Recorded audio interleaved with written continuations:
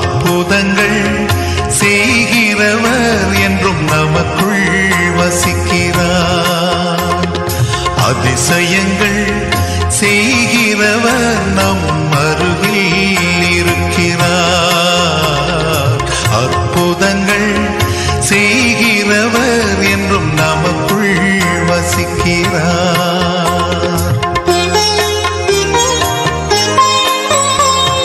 தண்ணீரை இரத்தமாய் மாற்றினார் அதிசயம்.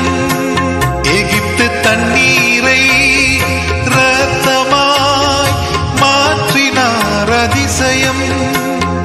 வெறும் தண்ணீரை திராட்சை ரசமாய் மாற்றினார் அதிசயம்.